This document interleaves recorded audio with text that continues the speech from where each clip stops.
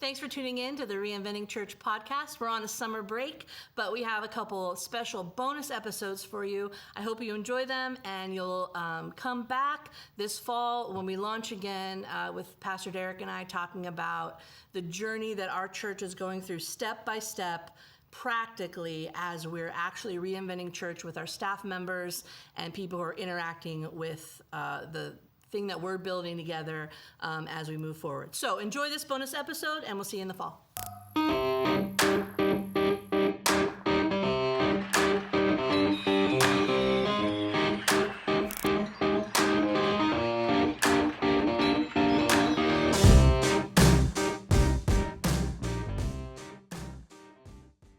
In 1895, 19 Swedish immigrants started a house church on the corner of 7th and Holland in downtown Erie, the current location of the Grace Leadership Institute.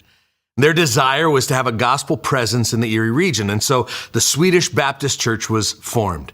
And looking back through their decisions, one thing was very clear. They were committed to playing offense in order to reach more people with the gospel. And so in 1906, they built a building to provide stability and to bring in more people. They changed the language of their worship services from Swedish to English in order to reach more people. I found out in recent years from some Erie historians that during a time of great ethnic division in our city, our church opened her doors to other ethnicities to worship in the church building. They eventually moved to a fast-growing suburb called Mill Creek in order to reach more people with the gospel. They believed the church was supposed to play offense. Offense means looking ahead, making decisions, drawing up new plays and strategies, all for this one solitary purpose, to reach more people with the gospel. And I admire this so much because it's easy to slip into the mode of playing defense as a church, to try to build little bubbles around ourselves and to retreat into our own worlds and to complain about all the evil things out there that the world is doing, to retreat into our own little cocoon with our own little languages and our own little safe people, us four and no more. So let's create our own clothing lines and call them Christian. We'll be just like the world, but it'll have a big Jesus on it. Let's create our own coffee shops. They'll be just like the world, but Christians will be more comfortable because there's a big Jesus on the wall. Or let's create our own halftime shows that basically the same thing as the other thing, but one thing different will be we'll shout Jesus at the end of it. This is called playing defense. Let's retreat from the world. Let's huddle up over here and talk about how evil all of those people are over there. Let me just say, that is not in our DNA as a church. Each iteration of what is now Grace Church has created and innovated and designed strategies to reach more people for Christ.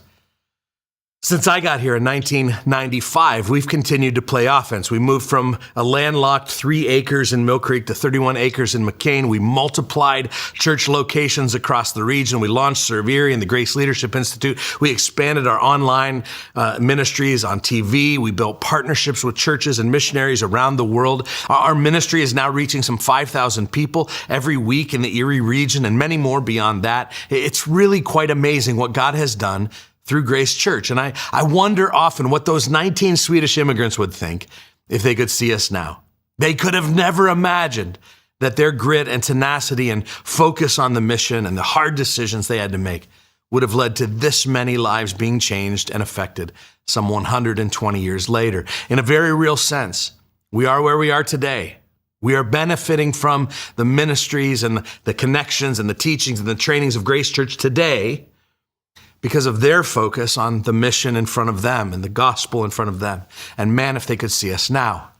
They were a part of a movement of God that outlasted their lifetime, and we are the recipients of their faithfulness. Now, let me ask you a question. What if you could be part of a movement of God that would outlast your lifetime?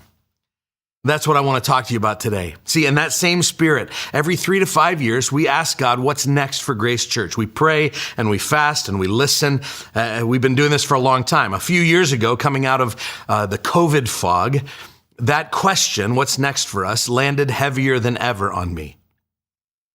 The division in our country and Christians being bewitched by political parties and people walking away from church at an all-time high. Our elders started praying and fasting. Our leaders read a book together, and some of us gathered in one of our elders' Skip's backyard overlooking a beautiful sliver of Erie County. And we began to dream, what would it look like to reimagine how we do church so that we might reach the next generation and those who are far from God? How do we become a discipleship training center and not just an event center? How do we help our people live out their faith where they live and work and learn and play? And what set in on me is this. I'm not sure everybody knows how to do that. And not because they don't want to, but because we stopped training people at some point. And we thought, man, if we could get really serious about that, what might God do in our whole region? And the Awake the Lake vision was born. But this is a vision cycle like no other, because currently there are no new buildings involved in this vision, no real estate acquisitions, because we're not building buildings, we're building people. It's not just different because it's not about buildings. It's also different in that it's not a top-down vision. It's a bottom-up vision. In other words, it's not dependent upon our leaders chasing down some initiatives that are out there. It's about us, everyday believers, starting right here. It's why we've called this little 2-week series, Starting Small, Dreaming Big. It's the same way Jesus described his kingdom. He kept telling the same quiet story that the kingdom doesn't start broad, it starts small. It starts as a seed pressed into dark soil, a pinch of yeast worked through a dough, a mustard seed so tiny that it's almost pointless until it's not pointless. The kingdom doesn't arrive with a headline or fanfare. It grows while no one's watching, slowly, faithfully, inevitably. What looks insignificant in the moment becomes shelter for birds and nourishment for families and life spreading farther than anyone would have imagined. That's the metaphor. And Jesus is inviting us to trust that God loves to do his biggest work through our smallest beginnings. Starting small isn't a lack of faith. It's often where faith actually begins. And when God is involved, small is never the end of the story. And so this vision initiative, while it has some big scope and big reach attached to it, it'll never happen if we don't do all the small stuff.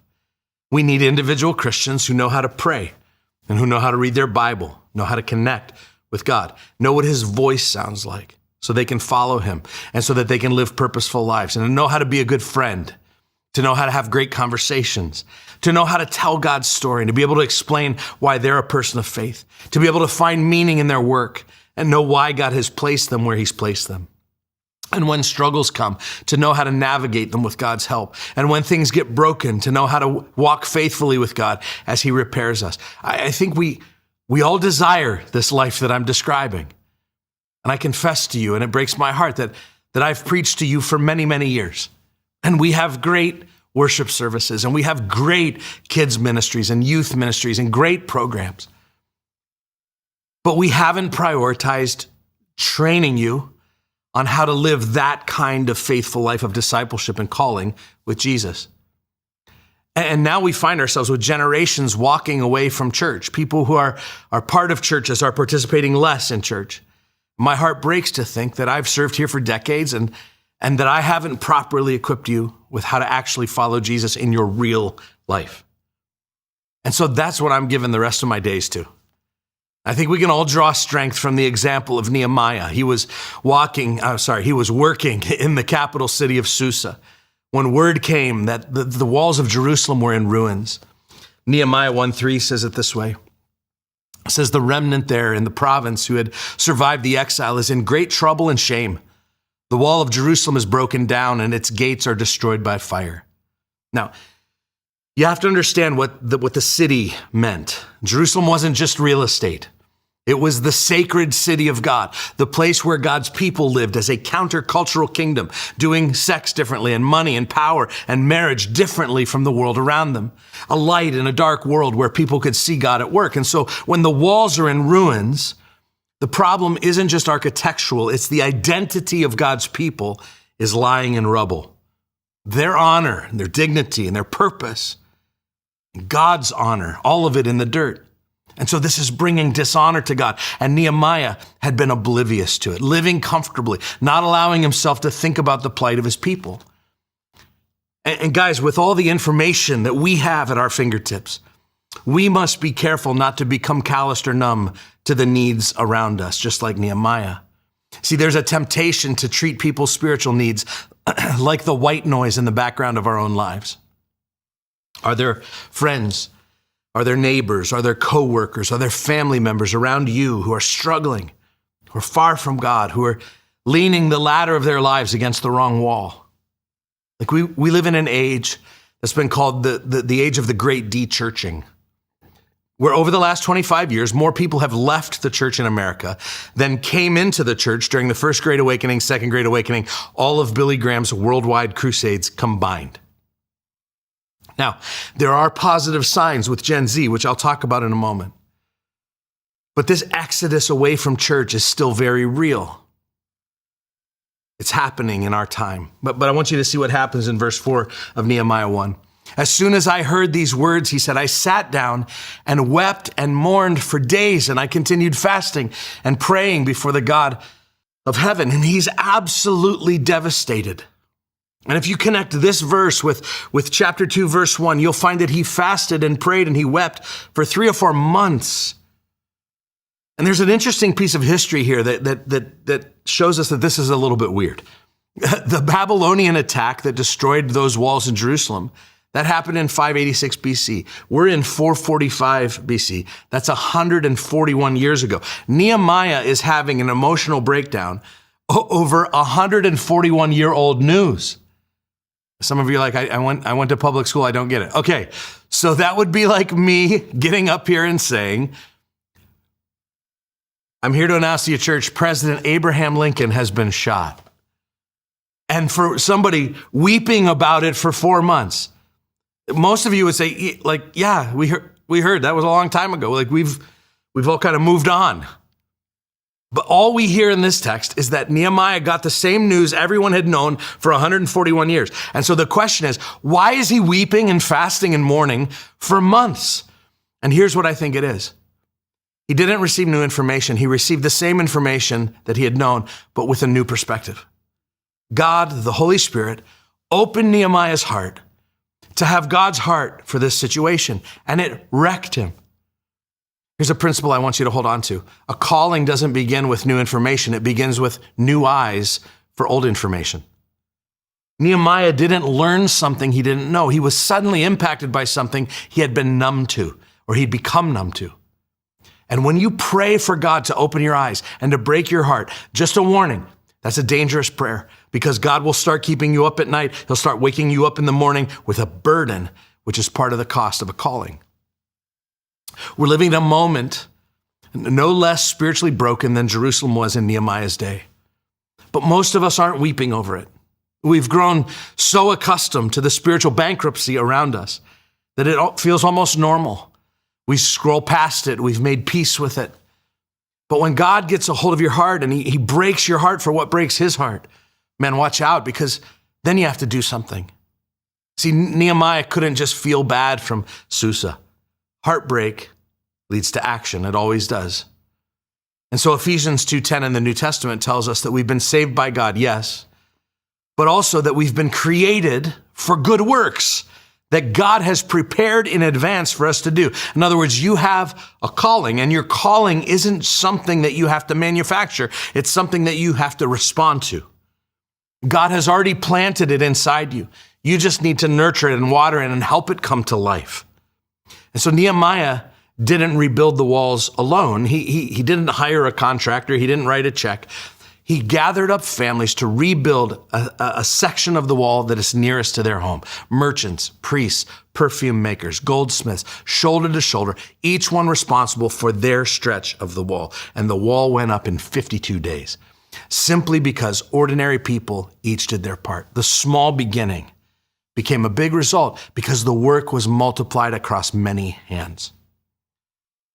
It's the exact same strategy Jesus used for his gospel to reach the world. He poured into 12, and they poured into some more. And pretty soon, a small movement in a small corner of the Middle East became the dominant worldview on planet Earth. Walt Heinrichsen put it this way. He said, the reason the Church of Jesus Christ finds it so hard to stay on top of the Great Commission is that the population of the world is multiplying while the church is merely adding. And addition can never keep pace with multiplication. That's the shift that we want to make at Grace. We've been doing church by addition. Invite people, Maybe we'll add a few more each year. But equip people to be disciples who make disciples, and the math changes completely. Think about it like this. If I offered you a deal, $10,000 a day for 30 days, a whole month, or 1 penny that doubles in value every day for 30 days, that same month, which would you take? And most people would say, I'll take the $10,000 a day. That's $300,000 by the end of the month. That sounds great, but the penny? By day 30, as it doubles, that penny becomes $10.7 million. See, that's the difference between addition and multiplication. Now apply that to the kingdom.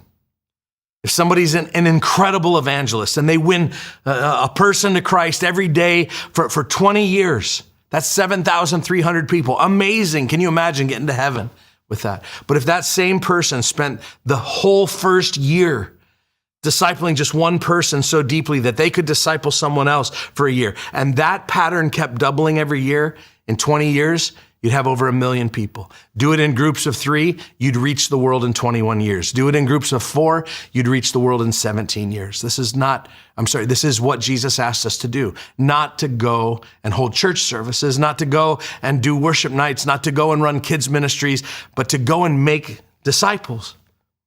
And you'll reach the world with the gospel in a short amount of time. The math of Jesus' plan works brilliantly, which means the problem was never in the design of Jesus' plan. The problem has always been in our willingness to obey it. And again, we're entering a new season at Grace. And the goal is to not add a bunch more programs. It's not to build a bunch more buildings. It's to multiply the kind of Christ followers who can do the same for someone else. That's what Awake the Lake is built on.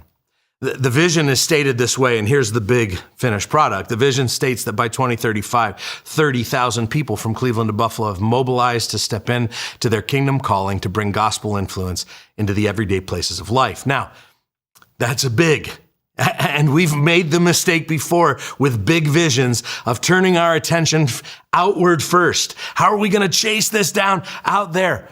But the moment that we're in right now is just a moment of praying and practicing. That's what Nehemiah did. He prayed and he fasted and he said, God, what am I supposed to do about this? There's a prayer that I've been praying that I want to invite you into. And it just goes like this: God, stir a spiritual awakening in our time, and let it begin with me. Awaken our church, God. Awaken our city. Awaken our region. And please, God, would you start with me? And this is a dangerous prayer, but I'm asking you to begin to pray it. Because here's what I believe. It's my big idea today, that when ordinary people take steps of ordinary obedience, God can awaken entire regions. And that's what Nehemiah shows us. This is a bottom-up vision, not a top-down vision. So that's a big number that I shared. But that big number isn't what we're chasing. That big number will just happen if we will do a few little things. And so let me talk about those few little things that I want to invite us to think about. These are 3 small steps toward our big dream.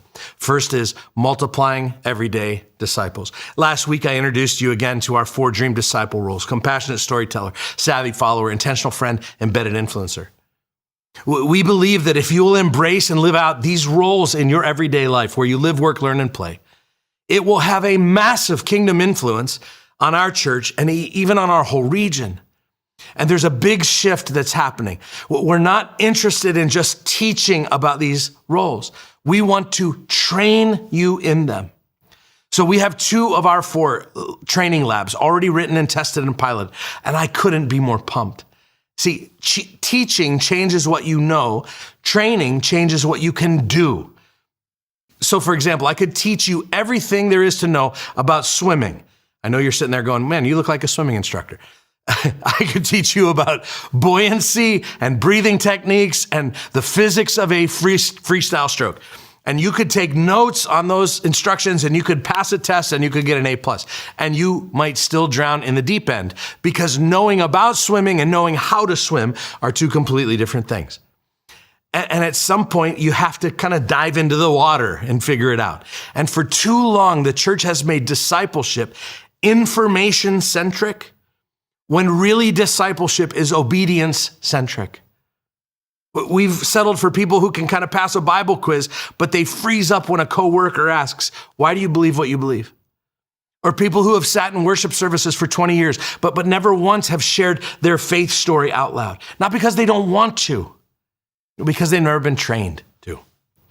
And so we're flipping the model. We want you to walk out of a training environment, not just knowing something you didn't know when you walked in, but able to do something that you couldn't do when you walked in.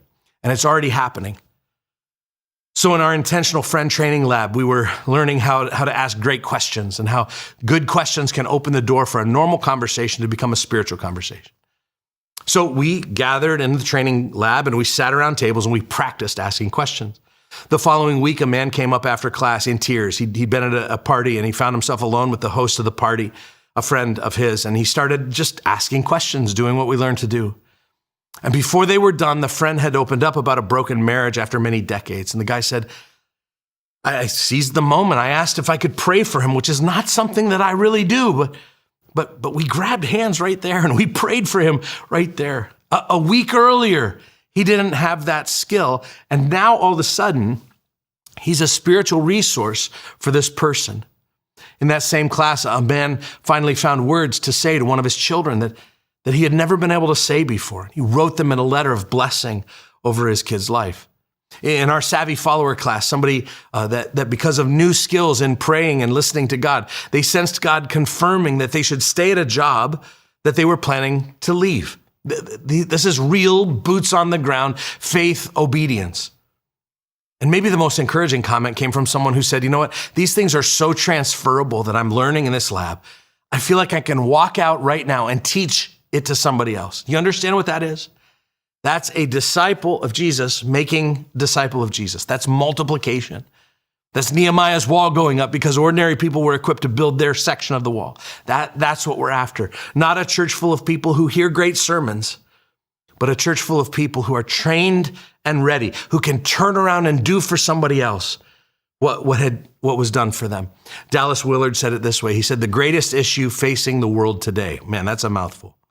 The greatest issue facing the world today, with all its heartbreaking needs, is whether those who are identified as Christians will become disciples, apprentices, practitioners of Jesus Christ, steadily learning from him how to live the life of the kingdom of the heavens into every corner of human existence. So we have some launch classes coming up to orient you to these 4 roles. We also have what we're calling samplers of both of those training labs I just mentioned. Savvy Follower on March 2nd, Intentional Friend on March 3rd. Just 75 minutes or so in one evening. And if you'd like to try it out, we would love to have you there. We're also building a growth plan that you can own and work. It's like a diet or exercise plan, except for your spiritual life. And so we want to double down on multiplying everyday disciples. The second way this vision plays out is multiplying everyday influencers. I said earlier that Ephesians 2:10 says that God hasn't just saved you and called you to be a disciple. He's put an assignment before you to be a disciple maker, to influence other people. See, every single Christian has influence over other people, wherever you live and work and learn and play. And by the way, we're reclaiming this term influencer from the modern nonsense that it's become. The word has always meant something deep and rich, more deep and rich than some kid on YouTube running around playing pranks on people. So every Christian is an everyday influencer. And we like to say the question of discipleship is, can I trust God? When you became a Christian, you're deciding, can I trust God? The question of influence is, can God trust me? See, Jesus didn't just invite the disciples to be with him. He said, follow me. So that's an invitation. But he also invited them into an assignment. He said, follow me, and I will make you fishers of men. And this is the journey of every Christian. So one of our deep commitments is to help every Christian at Grace to discover their God-given calling. And then help you determine where you're called to live that out. Certainly in your family, that's a given. But also, we want to invite you to name an arena of your life in the next season, your neighborhood, the marketplace where you work, a nonprofit, an affinity group. Name one of these things as your main mission field, the church. See, in one of those spaces, you are called to be a pastor of a parish. And some of you are thinking, a pastor of a parish? Like, dude, I'm still afraid to pray out loud. Or like, I'm still mumbling swear words under my breath every time my kid does something, all right? Listen. Seems like a big leap for a pastor. And if that's you, if you're going, wow, that seems like grad school, I'm in, elementary. I want to just go back to this everyday disciple thing. You just start there and work on your growth. Find a group, find a team to meet with and to start working on these discipleship roles. That's a great starting place. But at some point in your journey, you're going to realize that God hasn't just invited you to be his child. He's invited you into an assignment. And he has you where he has you for a reason. One of my favorite authors, Frederick Buechner, has a quote that says, "Calling is where your deep gladness and the world's deep hunger meet." I love that. So you don't just ask what makes you come alive, because you'll wind up a narcissist. And you don't just ask what the world needs, or you're going to burn out. The sweet spot of a calling is figuring out how you've been uniquely wired, and then asking who and where has God called me to serve with these things that he's given me. And there's incredible clarity that comes when you can start putting words to that calling. And that's what Handcrafted is designed to do. A couple years ago, I was able to co-author this training with our friends from Clarity House. We've been piloting it at Grace, and now we're ready to open it up to the congregation. So there are 6 classes starting in March, intentionally small. And one of the deliverables out of this class that is we look at everything that has made you who you are. So your passions, your history, life history, your skills, and we distill all of that down into a 2-word calling statement, a statement that you can carry into any room. And so we've had engineers take this class, and stay-at-home moms, and commercial fishermen, and artists, and physicists, and doctors, and college professors, and business owners, and people who are caring for their elderly parents. They've all come through the class.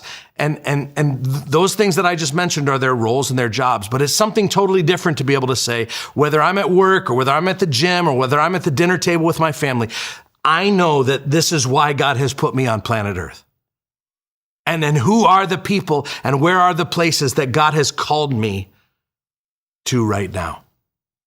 Nate came through one of our pilot groups. He and Dewey and a few other guys from Grace decided to start a Bible study in their neighborhood and to invite guys who either don't go to church or who go to different churches. They now have 12 guys meeting up for a Bible study, some of whom would never walk into a church building. But they're like, this group of guys is pretty cool. And here's the gold. They actually started a group chat so that they could stay connected in between times that they meet. And that's where the real life happens. You know what that is? That's multiplying everyday influencers. And as more of that happens in our neighborhoods, in our work cubicles, in our nonprofits, in our running clubs, in our book clubs, in our dinner groups, in the cigar bar, wherever you find yourself, you're saying, I'm called by God to step up and to be an influence here for his kingdom. So we have a Handcrafted website up. You can go peruse it. I would love for all 6 classes that we're offering in March to fill up quickly. It's at whoisgrace.com/handcrafted. And I would love for you to jump in there. But a third small step toward this big dream is this. It's multiplying everywhere churches. Multiplying everywhere churches. So our vision doesn't stop with a deepening discipleship or helping influencers to find their kingdom calling. It includes a reimagining of the church dispersed.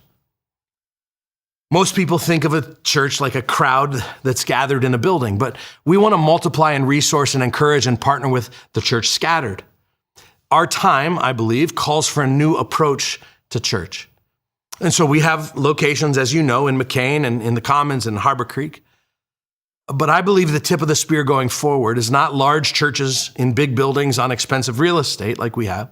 I imagine church expressions in homes and in fire halls and in storefronts across our region, meeting under the Grace Church umbrella, using our resources, but led locally. We're in the early stages of our first microsite in Conneautville, PA. Shout out to all of you who are gathered watching together in Conneautville with your leader, Lauren Little. We imagine more of these intimate expressions of the church popping up across our region. But not just micro churches, we're also imagining a network of non-traditional church partners.